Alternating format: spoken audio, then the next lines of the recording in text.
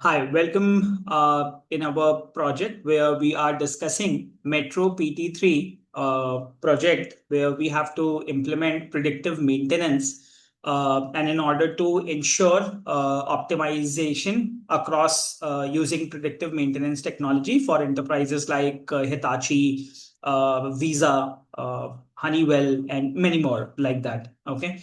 So the data set which we are considering is Metro PT3 data set. And in the previous discussion, we were discussing that we have a Metro PT3 data set available on Google BigQuery. Okay. And we have already discussed that Google BigQuery offers a cloud data warehouse where we can store the data set, we can query data set, we can govern these large data sets with SQL. Okay. And SQL stands for Structured Query Language. Now, so now what exactly we have to focus here is so when an enterprise tool like Google BigQuery is available, so what we can do is we can do data preparations for a scalable level. Okay. Instead of just implementing a local Python model code, which may fail at production, Google BigQuery and certain tools, certain enterprise tools offers us a lot of exposure to test very large data set and train models with realistic observations which are available in the data sets. And as we discussed, that we are going to take this raw Metro PT3 data set, which currently is in BigQuery. We are going to convert it into clean views at Google BigQuery, and followed by we will extract feature tables from there. We'll generate rules, model scores, alerts, monitoring snapshots, and much more. Okay, so this is what which we are expecting now. Before we get started with any of these tool implementations, we are going to discuss two important factors. One, what is Google BigQuery and what are other set of tools which are available for each phase of our implementation. And then we will get started with the exploration of this Metro PT3 dataset project. So what I'm doing is I'm taking you back to uh, the AI manager skill sequence, and we will be mapping across these cases. Okay. So we already talked about that as an AI manager has to deal with business value. He has to deal with data and AI architectures. He has to deal with governance, risk, delivery teams, production operations, user adoption, and executive alignment. So all of these an AI manager has to take care of. An AI manager owns the decisions, alignment, and measurable outcomes. And this was an end-to-end AI management lifecycle, which we are discussing. As an AI manager, we have to deal with discover phase, govern phase, design phase, deliver phase, operational, and scalability phase. So these are 6 phases. And for each of these phases, there are certain set of skill sets which you need to know. So now in order to implement these skill sets, you need to have some tools also. Okay. So we are going to talk about what tools are available for each of these skill sets and how we are going to use them. Okay. And then we will get back to our Google BigQuery dataset or any other tool which we will select in order to get started. And we will have a comparative implementation of Google BigQuery followed by Python, followed by no-code solutions which are available so that we have an end-to-end understanding of how practically things are happening. Okay, this is what is the agenda. And since AI manager roles are more non-programmed roles and very it is a no code role typically, so our preference would be to use high priority no code tools which are used in the environment and which eventually we will get as soon as we land into the industrial obligations with a company or anything like that. Okay, so now the objective is these are the phases, and for each of these phases, there are certain skill sets. For every skill set, we have certain tools available. Okay. And now we are going to explore those tools, what we are going to use at which specific category. Okay. Now, so I'm taking you to the no code tool, understanding here. So if you see on your screen, I have this setup of no code and low code tools used by AI managers. Okay. I'm going to mark these so that we'll have a fair idea.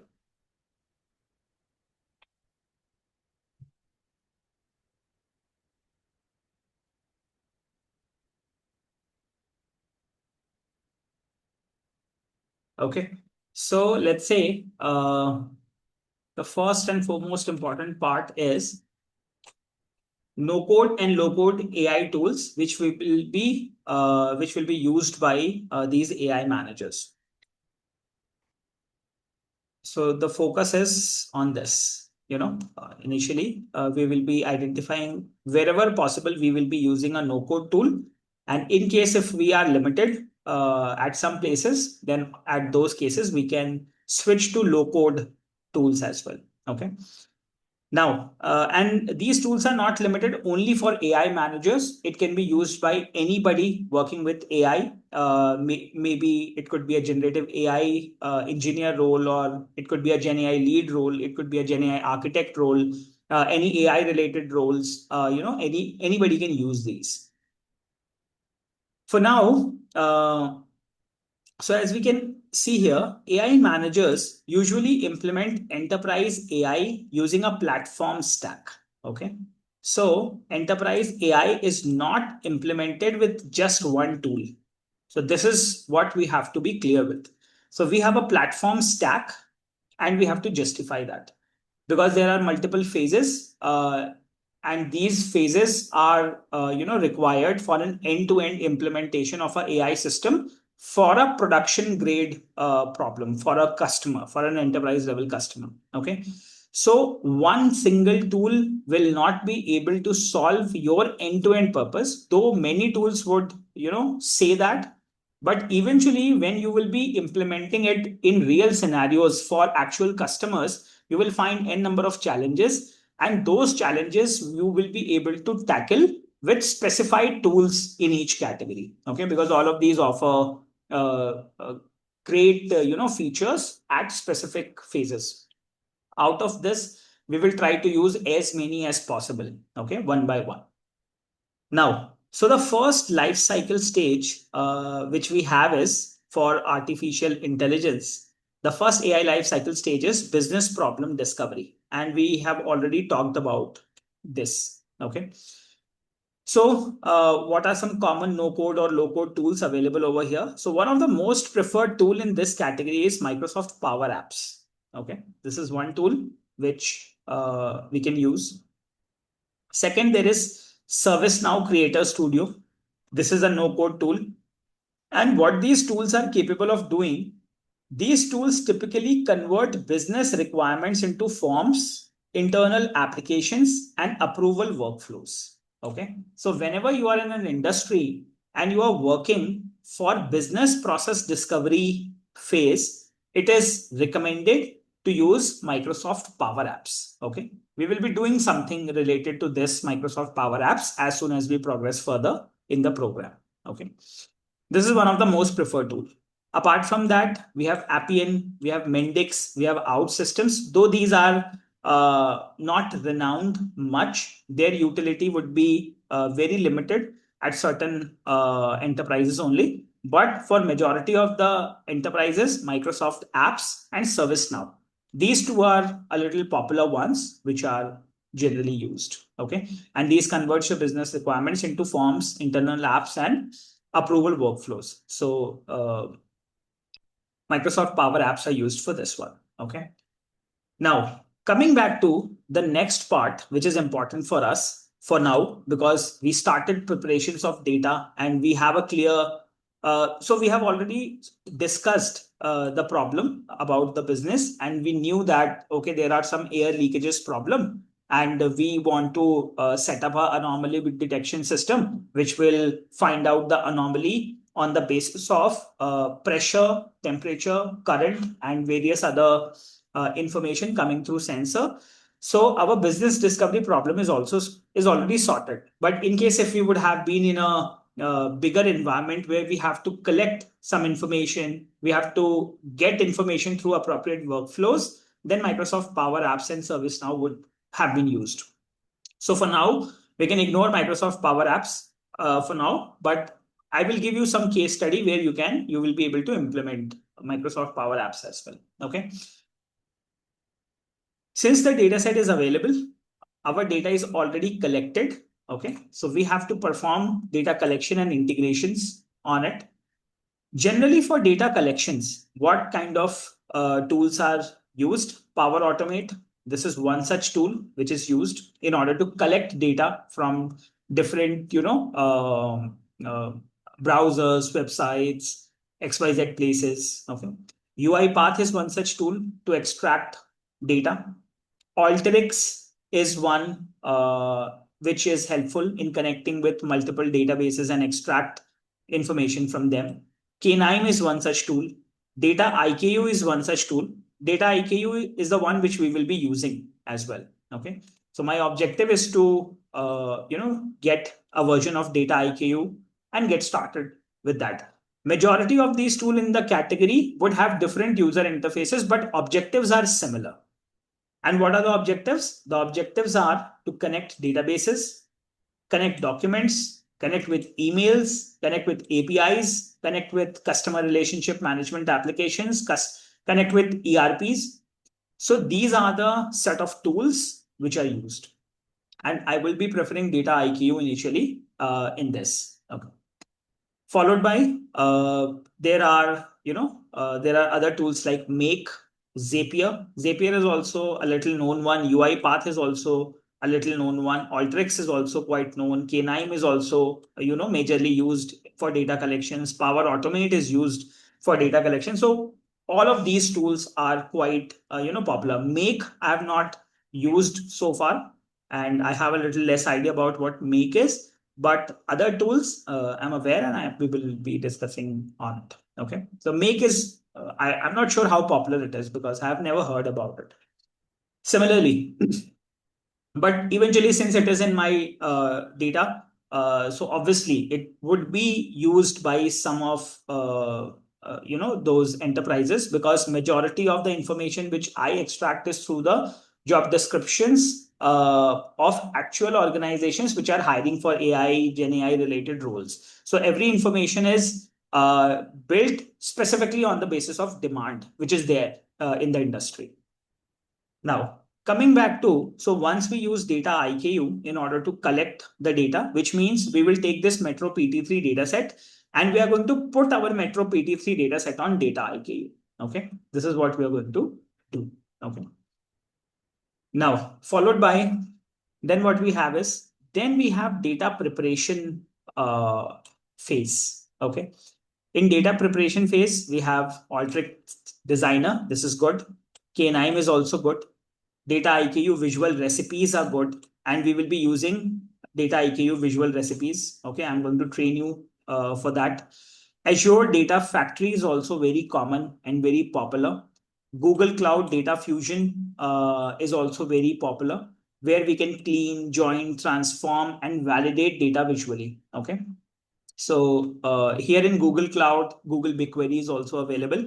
So BigQuery and Dataiku we will be using for this phase, data preparation. So for now, with respect to our last discussion for Metro PT3 dataset, we are now in data preparation stage because data is already collected. It is stored at BigQuery at the moment. I am going to use Dataiku to keep the data on Dataiku also, and we can use other tools also, Azure or Google Cloud, any of those, whatever is needed. And we'll use BigQuery also, in fact, in order to prepare this data. Okay. Now, once the data preparation is done, which means now we are ready to test models on these respective data which is prepared. We perform descriptive analytics in order to identify what happened in data. Okay. So once your data is prepared and now you are ready to identify facts out of data, so we perform descriptive analytics, and descriptive analytics is what happened in data. We have to identify what are the facts in data. Okay. In order to establish facts, Power BI is a good tool.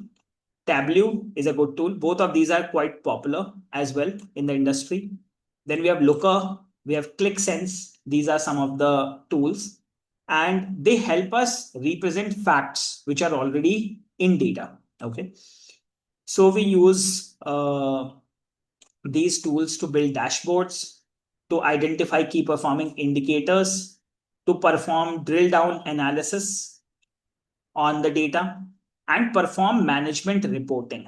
So one of the most important outcome of descriptive analytics is management reporting. So as an AI manager, you have to use these tools in order to identify the facts, perform descriptive analytics on the data, identify the facts, and make reports, manager level reports, so that these reports can be shared with stakeholders. And those stakeholders could be technical and non-technical both. So the reporting has to be done in that respective way. Okay. So till here, we talked about what happened in data. So we got data, we collected data, we identified the problem, we converted those business requirements into applications and workflows and all of that. We collected data on Dataiku. We started preparing data where we cleaned the data, we joined data, we transformed data, and we validated data visually. And then we identified what are the facts, what happened in data. Okay. And we displayed that with dashboards, reports, and all of that. Then starts predictive machine learning. Okay. So after identifying what happened in data, we try to establish why did it happen. Okay. So between descriptive analytics and predictive analytics, we have one phase which we call diagnostic analytics. Diagnostic analytics. Okay. So here, descriptive and diagnostic are done in the same phase. So diagnostic means why did it happen? What is the reason behind something is happening? So when you build dashboards, you got some data, you got some facts established. To identify the reason behind those facts is also very, very important. So there we implement diagnostic analytics. Okay. So this diagnostic analytics tells us the reason why something is happening. So our tool should be capable of identifying what are the reasons. Okay. Many times the tools are not able to do that. We have to do it as humans. Okay. So human has to diagnose the reason behind why something is happening. Okay. So this is also very, very important. So you can call it as extraction of insights, and the intelligence, the human brain is capable of establishing those insights well. Even though with LLMs also now insights are being established properly. So for diagnostic analytics, LLMs could be one great use case. Generative AI implementation across diagnostic analytics in tools can now be integrated. That intelligence can be integrated into these tools. So majority of the tools, when you see that Power BI coming with AI and Tableau coming with AI, or any other tool, Dataiku is now supporting AI. So that means they have an LLM layer integrated, which will do the explanation part as well. Explanation of why something is happening, diagnosis of why something is happening, and LLM is one such best example for that. Okay. Then, so once you know the reason why something is happening, you can identify what will happen in future. Okay.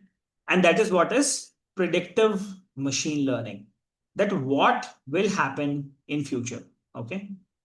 What will happen in future? I'll write it here. What will happen in future? Okay, this is very, very important. So this is the objective of predictive machine learning, that what will happen in future. And how will we be able to identify what tools we can use to identify what will happen in future? We can use Dataiku Visual ML. We can use DataRobot. We can use Alteryx machine learning. We can use KNIME. we have Google Vertex AI Auto ML. Okay, so Vertex AI ML, AI Auto ML from Google is one of the most used tools for implementation of artificial intelligence in order to diagnose and in order to predict that what will happen in future. Okay. Similarly, Azure Automated ML is also available in order to perform predictive machine learning. So I think now you are getting a lot of clarity that there are different tools available for each phase of our activity, and we have to, and one tool exports the outcome of that tool at one phase is used by other tool as an input, so as to get to the next phase and finally produce the desired knowledge, and the desired knowledge is the solution for the business problem which we started. So obviously the objective is to solve one problem for many of these users again and again, and that can be done through these end-to-end implementation phases and with these different set of tools which can be used.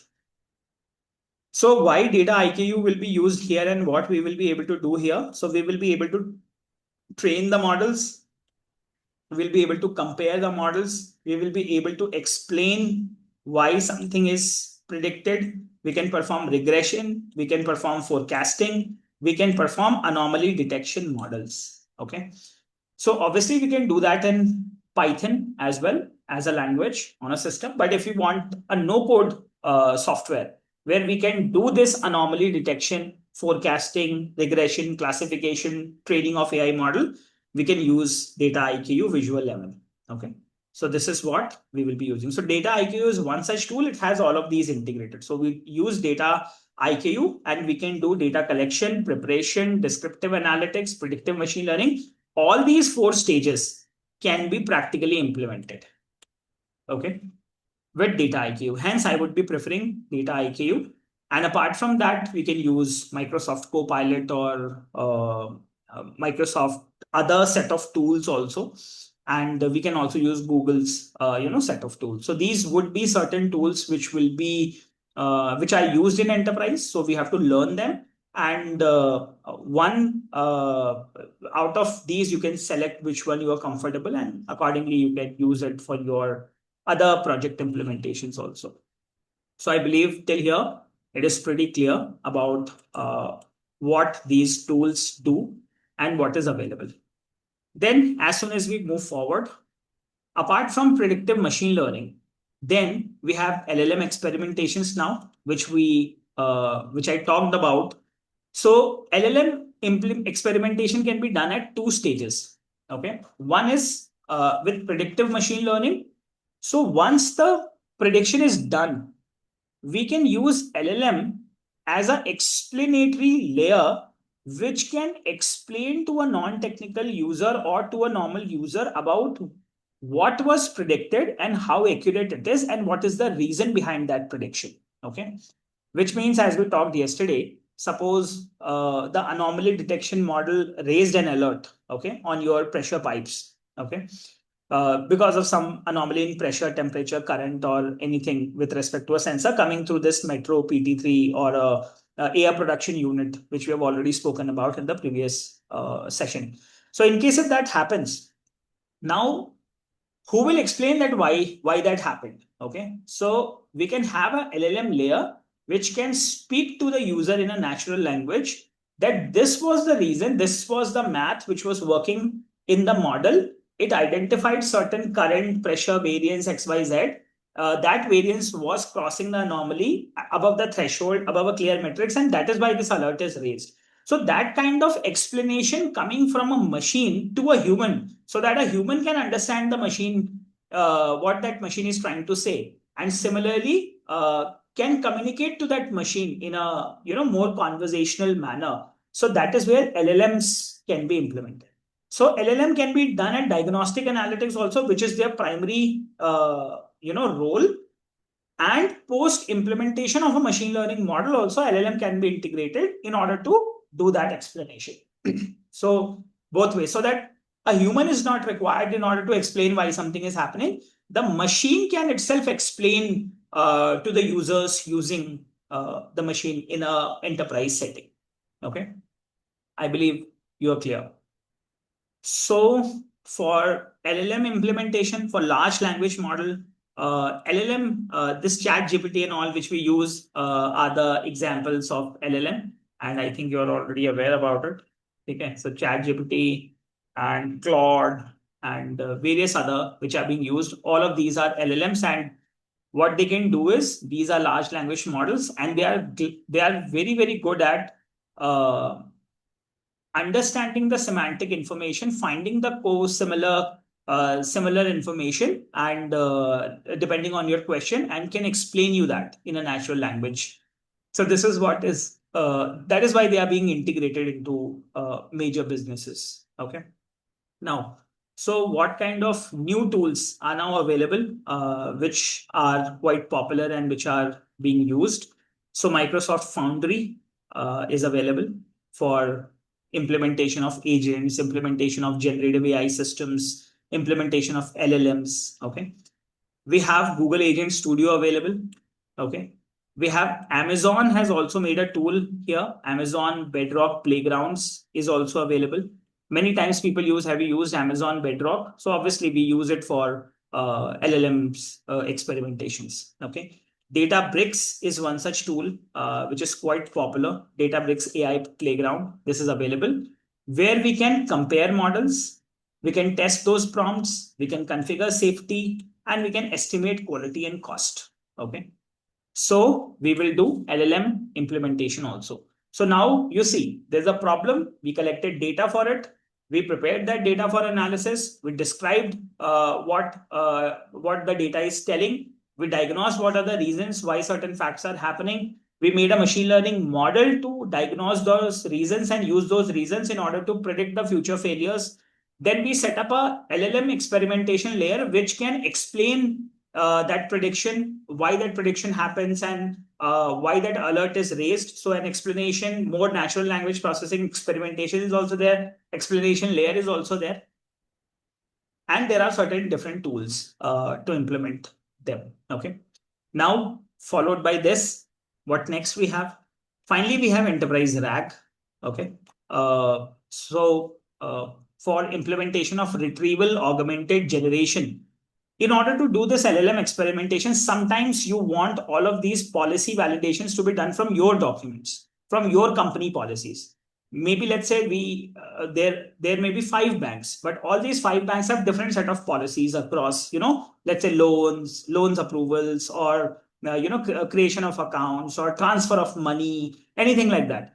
So what are those specific policies with respect to that organization can also be integrated into the system with a RAG there. So objective of a RAG is to extract the data from these textual documents and extract the knowledge out of it, and then use that semantic knowledge in order to explain whatever is happening. Okay. So in order to do that, Microsoft Copilot is one of the best tools so far, ranked number one so far, unofficially by virtue of demand. So for implementation of enterprise racks, Microsoft Copilot can be used. Microsoft Foundry is also available in this category. Google Vertex AI Agent Builder. This is very, very important, which can be used. Then we have Amazon Bedrock knowledge bases and Dataiku. Okay. So as I've told you yesterday that our preference initially would be Dataiku because this tool is available from quite some time now. Majority of these tools are built in past 1-2 years. Dataiku is there from they are actively designing the solution and expanding the solution right from last 1 decade aggressively, and they are doing a very good job. So, and they are like, high performance leaders in various Gartner report of market leaders. Dataiku have, though it is a comparatively low number of people company with respect to Microsoft and Google, but they are doing a great job because their focus is on this. So the tool is good. So we will be implementing that plus other tools also. Okay.